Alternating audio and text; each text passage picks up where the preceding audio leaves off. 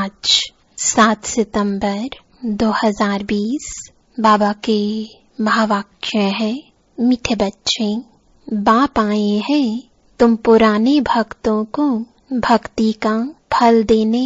भक्ति का फल है ज्ञान, जिससे ही तुम्हारी सद्गति होती है।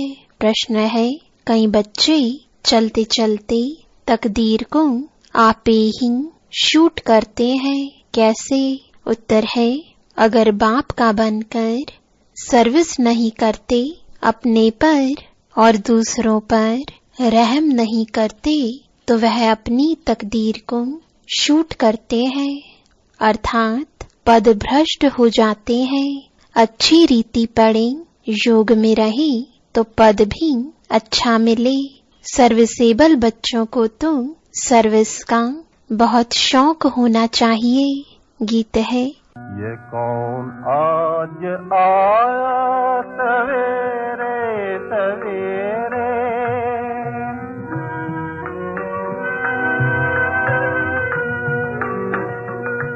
ये कौन आज आया सवेरे सवेरे, के दिल चौंक उठा सवेरे सवेरे। ओम शांति। रूहानी बच्चे समझते हैं हम आत्मा है, न कि शरीर, और यह ज्ञान अभी ही मिलता है परम पिता परमात्मा से। बाप कहते हैं, जबकि मैं आया हूँ तो तुम अपने को आत्मा निश्चय करो। आत्मा ही शरीर में प्रवेश करती है, एक शरीर छोड़ दूसरा लेती रहती है। आत्मा नहीं बदलती, शरीर बदलता है। आत्मा तो अविनाशी है, तो अपने को आत्मा समझना है। यह ज्ञान कभी कोई दे ना सके। बाप आए हैं बच्चों की पुकार पर, यह भी किसको पता नहीं है कि यह पुरुषोत्तम संगम युग है। बाप आकर समझाते हैं, मेरा आना होता है कल्प के पुरुषोत्तम संगम युग पर, जबकि सारा विश्व पुरुषोत्तम बनता है। इस समय तो सारा विश्व कनिष्ठ पतित है, उसको कहा जाता है अमरपुरी। यह है मृत्युलोक। मृत्युलोक में आसुरी गुण वाले मनुष्य होते हैं, अमरलोक में दैवी गुण वाले मनुष्य है, इसलिए उनको देवता कहा जाता है। यहाँ भी अच्छे स्वभाव वाले को कहा जाता है। यह तो जैसे देवता है, कोई दैवी गुण वाले होते हैं।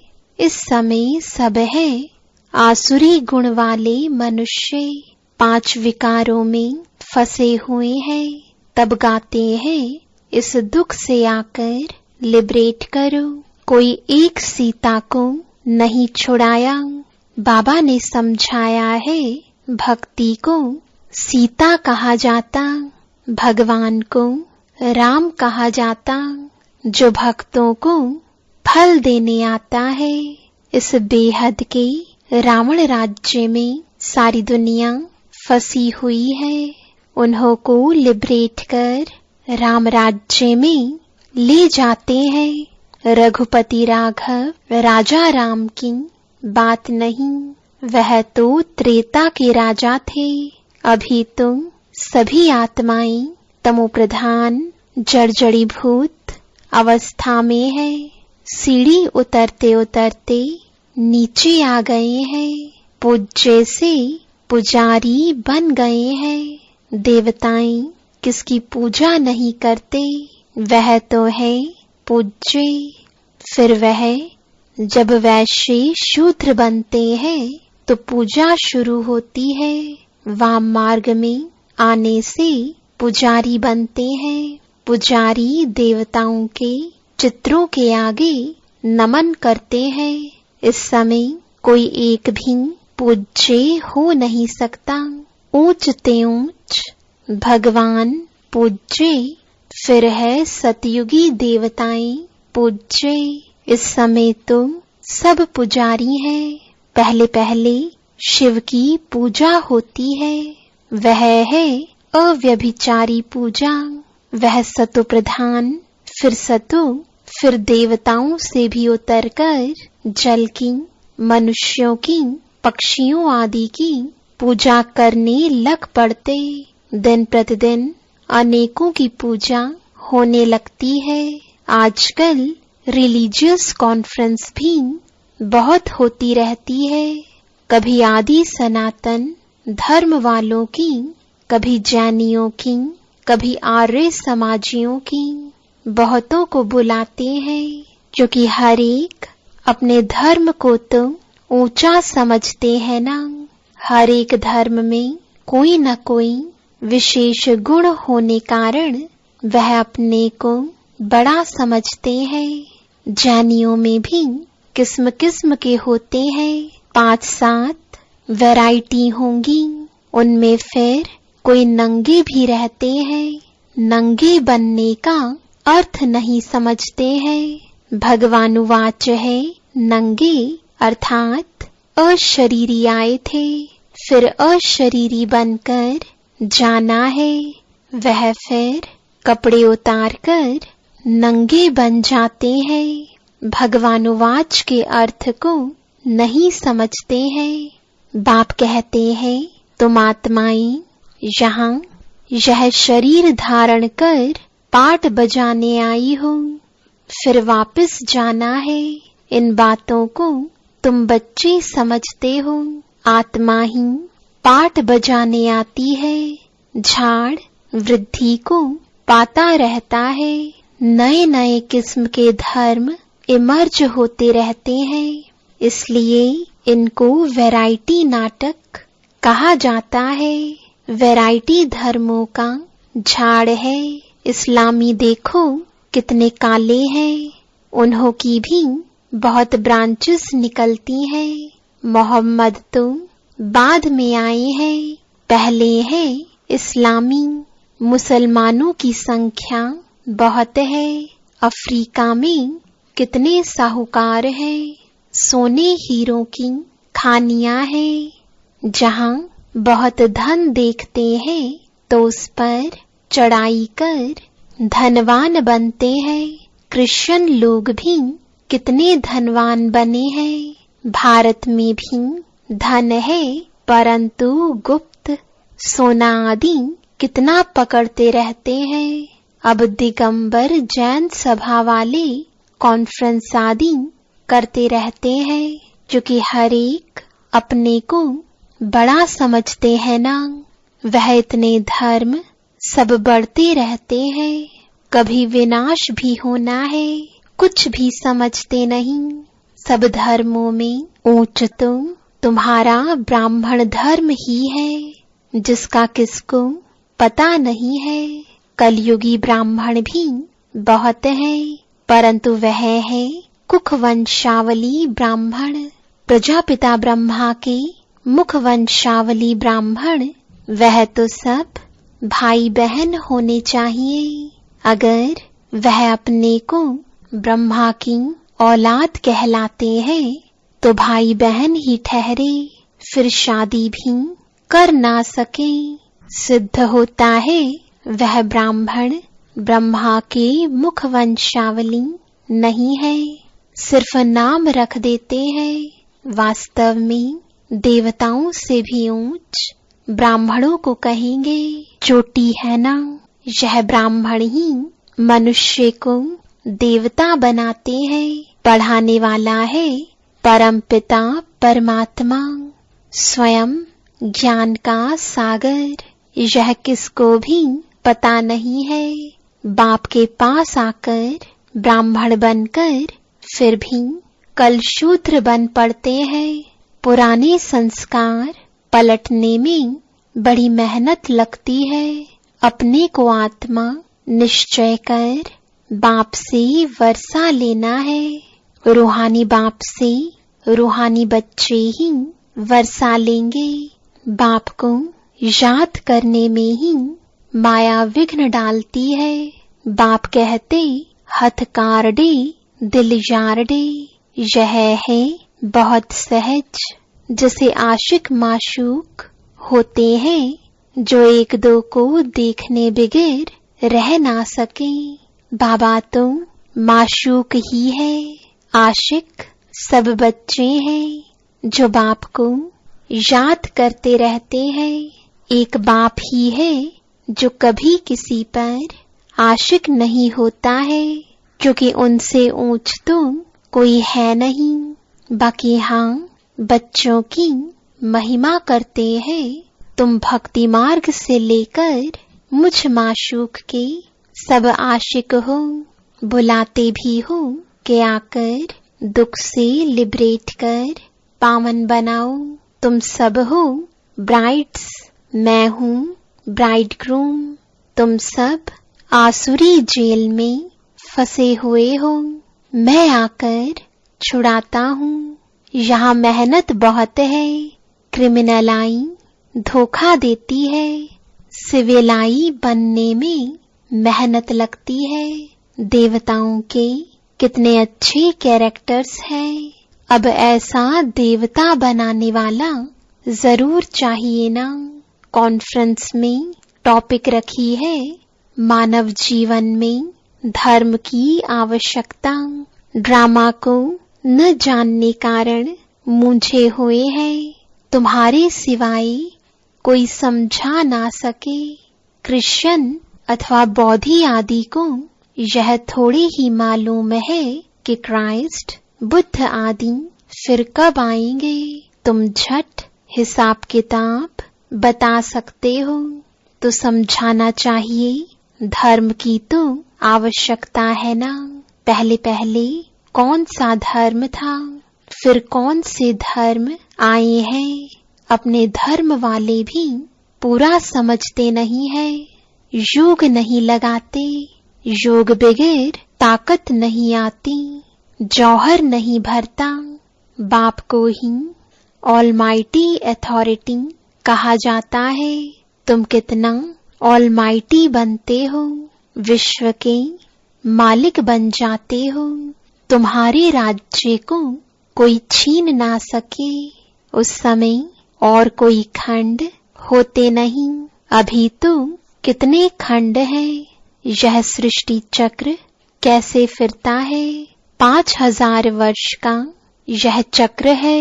बाकी सृष्टि लंबी कितनी है, वह थोड़े ही माप कर सकते। धरती का करके माप कर सकते हैं, सागर का तो कर ना सके। आकाश और सागर का अंत कोई पा ना सके। तो समझाना है धर्म की आवश्यकता क्यों है। सारा चक्र बना ही है धर्मों पर। यह है ही वैरायटी धर्मों का झाड़। यह झाड़ है अंधों के आगे आईना। तुम अभी बाहर सर्विस पर निकले हो। आहिस्ते आहिस्ते तुम्हारी वृद्धि होती जाती है। तूफान लगने से बहुत पत्ते गिरते भी है ना। और धर्मों में तूफान लगने की बात नहीं रहती, उनको तो ऊपर से आना ही है। यहाँ तुम्हारी स्थापना बड़ी वंडरफुल है। पहले पहले वाले भगत जो है, उनको ही आकर भगवान को फल देना है, अपने घर ले जाने का। बुलाते भी हैं हम आत्माओं को अपने घर ले जाओ। यह किसको पता नहीं है कि बाप स्वर्ग का भी राज्य भाग्य देते हैं। सन्यासी लोग तो सुख को मानते ही नहीं, वो चाहते हैं मोक्ष हो। मोक्ष को वर्षा नहीं कहा जाता। खुद शिव बाबा को भी पाट बजाना पड़ता है, तो फिर किसको मोक्ष में कैसे रख सकते। तुम ब्रह्मा कुमार कुमारियां अपने धर्म को और सबके धर्म को जानते हो। तुमको तरस पड़ना चाहिए, चक्र का राज समझाना चाहिए। बोलो तुम्हारे धर्म स्थापक फिर अपने समय पर आएंगे। समझाने वाला भी होशियार चाहिए। तुम समझा सकते हो कि हर एक को सतो प्रधान से सतो रजो तमो में आना ही है। अभी है रावण राज्य, तुम्हारी है सच्ची गीता। जो बाप सुनाते हैं भगवान निराकार को ही कहा जाता है। आत्मा निराकार गॉड फादर को बुलाती है। वहां तुम आत्माएं रहती हो। तुमको परमात्मा थोड़े ही कहेंगे। परमात्मा तो एक ही है, ऊंच ते ऊंच भगवान। फिर सब है आत्माएं बच्चे, सर्व का सद्गतिदाता एक है। फिर है देवताएं, उनमें भी नंबर 1 है कृष्ण। चूंकि आत्मा और शरीर दोनों पवित्र है। तुम हो संगम युगी। तुम्हारा जीवन अमूल्य है, देवताओं का नहीं, ब्राह्मणों का अमूल्य जीवन है। बाप तुमको बच्चा बनाए, फिर तुम्हारे पर कितनी मेहनत करते हैं। देवताएं थोड़े ही इतनी मेहनत करेंगे।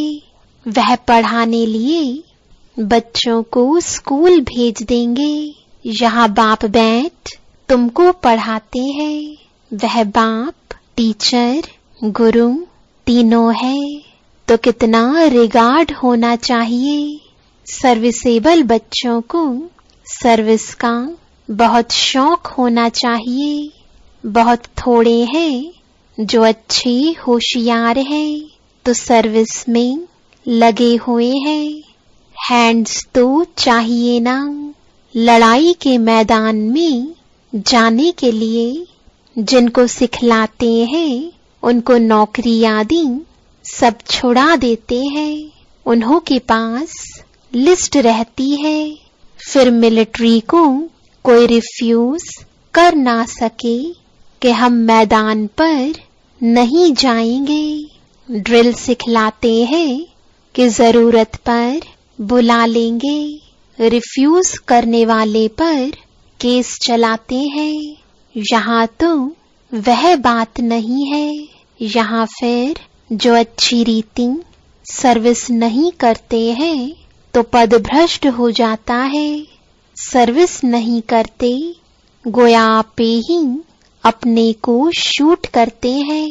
पद भ्रष्ट हो जाता है, अपनी तकदीर को शूट कर देते हैं। अच्छी रीति पढ़े, योग में रहे तो अच्छा पद मिले।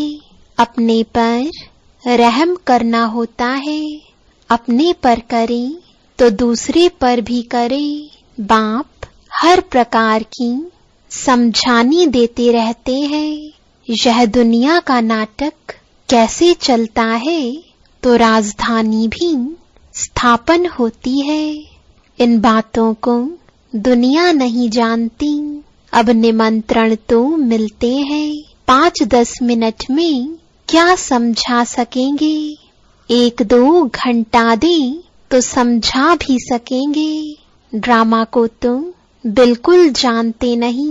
पॉइंट्स अच्छी जहां तहां लिख देनी चाहिए, परंतु बच्चे भूल जाते हैं। बाप क्रिएटर भी है। तुम बच्चों को क्रिएट करते हैं, अपना बनाया है। डायरेक्टर बन डायरेक्शन भी देते हैं, श्रीमत देते और फिर एक्ट भी करते हैं, ज्ञान सुनाते हैं। यह भी उनकी ऊंच ते ऊंच एक्ट है ना। ड्रामा के क्रिएटर, डायरेक्टर और मुख्य एक्टर को न जाना तो क्या ठहरा। अच्छा, मीठे मीठे सिकिलदे बच्चों प्रति माता पिता बाप दादा का याद प्यार और गुड मॉर्निंग। रूहानी बाप की रूहानी बच्चों को नमस्ते। रूहानी बच्चों की रूहानी बाप दादा को गुड मॉर्निंग और नमस्ते। धारणा के लिए मुख्य सार है। पहला, इस अमूल्य जीवन में पढ़ाने वाले टीचर का बहुत बहुत रिगार्ड रखना है। पढ़ाई में अच्छा होशियार बन सर्विस में लगना है। अपने ऊपर आपे ही रहम करना है। दूसरा, अपने आप को सुधारने के लिए सिविलाइज्ड बनना है। अपने कैरेक्टर सुधारने हैं। मनुष्यों को देवता बनाने की सेवा करनी है। वरदान है संकल्प और बोल के विस्तार को सार में लाने वाले अंतर्मुखी भव। व्यर्थ संकल्पों के विस्तार को समेटकर सार रूप में स्थित होना तथा मुख के आवाज के व्यर्थ को समेटकर समर्थ अर्थात सार रूप में ले आना, यही है अंतर्मुखता।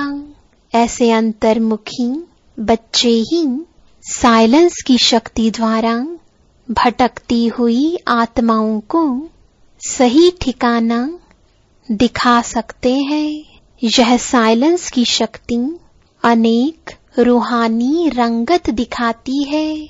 साइलेंस की शक्ति से हर आत्मा के मन का आवाज इतना समीप सुनाई देता है जैसे कोई सम्मुख बोल रहा है। स्लोगन है स्वभाव संस्कार संबंध संपर्क में लाइट रहना अर्थात फरिश्ता बनना। ओम शांति।